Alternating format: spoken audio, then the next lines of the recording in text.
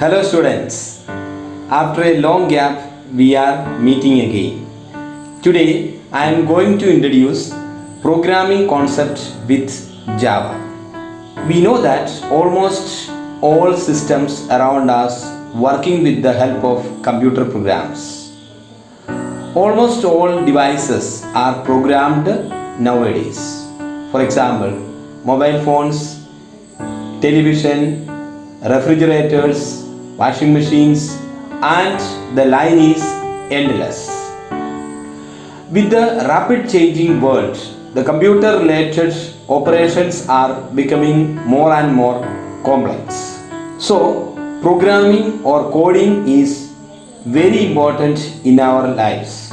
You have heard about many computer languages like QBasic, COBOL, Fortran, Pascal, C++, C, and new generation programming languages like Java, Python, etc.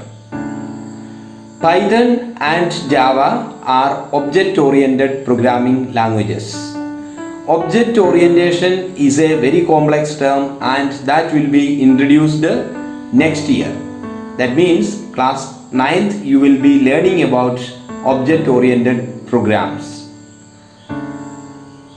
Now let me introduce a new language, that is Java language, to you. So let us begin the discussion. Program coding Java.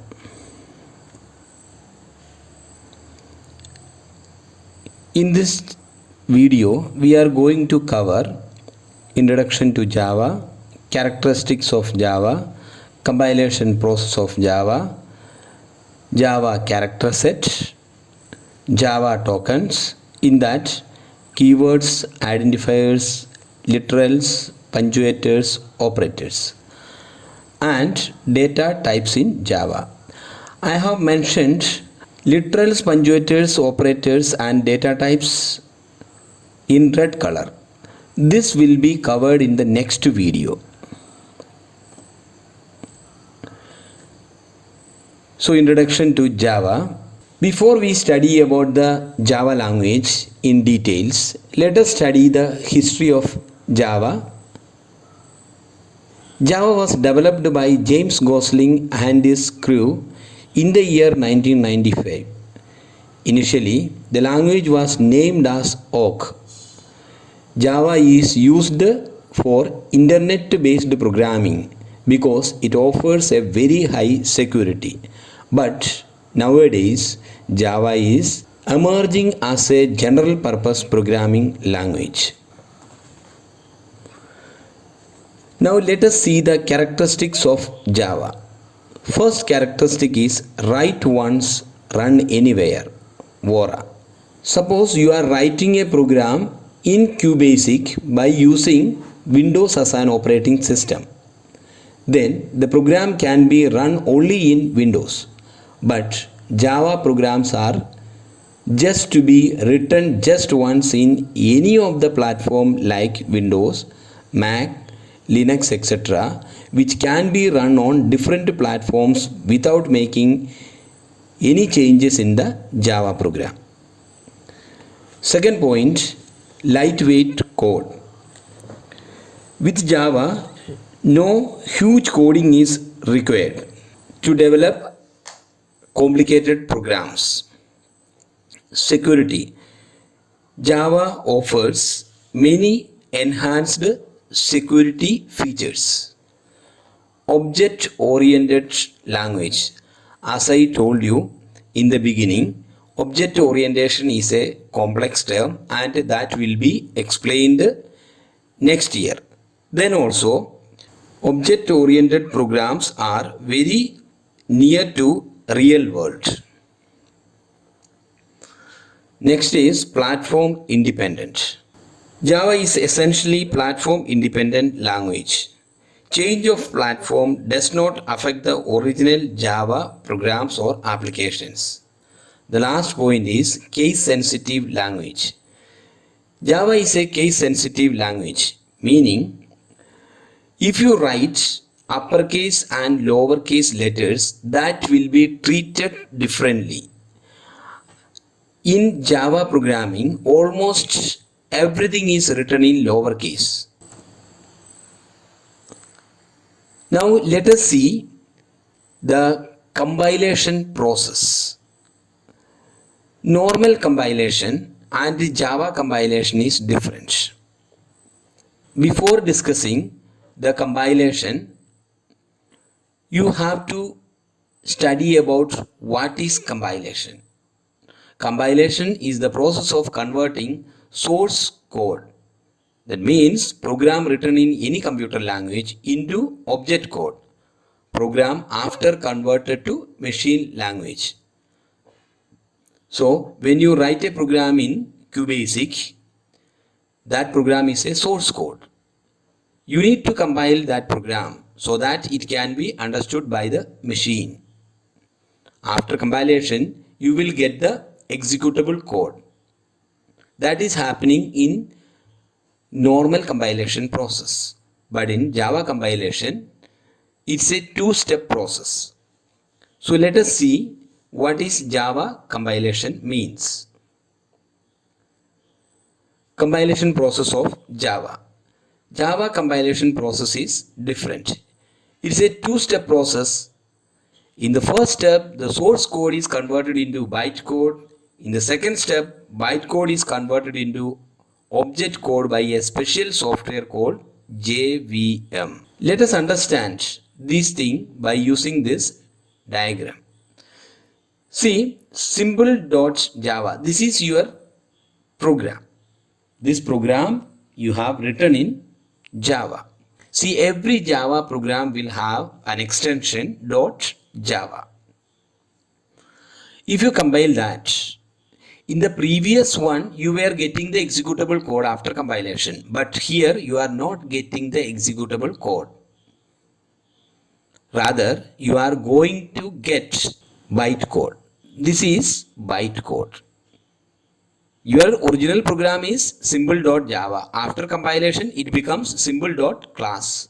So, .class means it is the bytecode. This bytecode has to be executed with a special software called JVM. So, Java compilation process is a two-step process. First step, you compile your program, you will get the bytecode.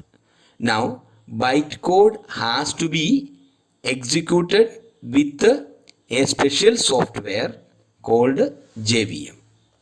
Then you will get the result of that program.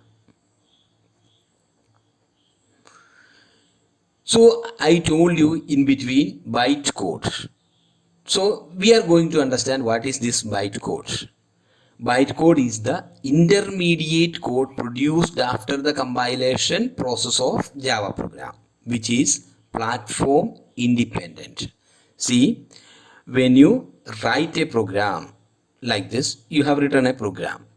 Now, when you compile, you will be getting an intermediate code, which is not the object code. Next, we are going to see what is Java tokens. The smallest individual unit in a program is known as tokens. It is divided into or classified into 5: keywords, identifiers, literals, operators, and separators. Look at this statement. This is a Java statement. In this int, x is equal to 15 plus 30. int is a keyword. X, it's an identifier. Equal to, it's an operator. 15, it's a literal. Plus operator, semicolon, this is separator. So now it's very clear. What is clear for you? Individual unit in a program is known as tokens. So when you write a program, in that statements are there. So we can classify or group those individual units into either keywords, identifiers, literals, operators and separators. The first token that you are going to discuss, it is keywords. Keywords are reserved words. Those words cannot be used for any other purpose in Java. Each and every keyword has specific meaning in Java language. It can be used for that purpose only. These are the keywords which is used in Java. There are 50 keywords listed over here and 48 are in use. Okay, here goto and const, they are not used. So once again, a keyword in Java means those words which is having specific meaning in the language compiler. Those words cannot be used for any other purpose. There are purposes mentioned for these words and it can be used for that particular purpose only. Second token what we are going to discuss is identifiers. Identifiers are the names of variables, methods, classes, packages and interfaces. These all things we will be discussing afterwards.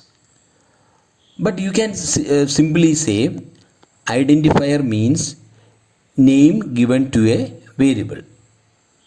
Okay, name given to a variable. Other methods, classes, packages, interfaces are very complex terms that in class 9th you will be learning.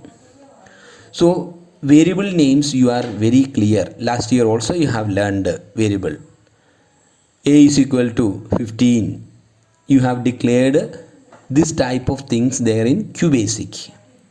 So identifiers means to identify something. What to identify? Variables.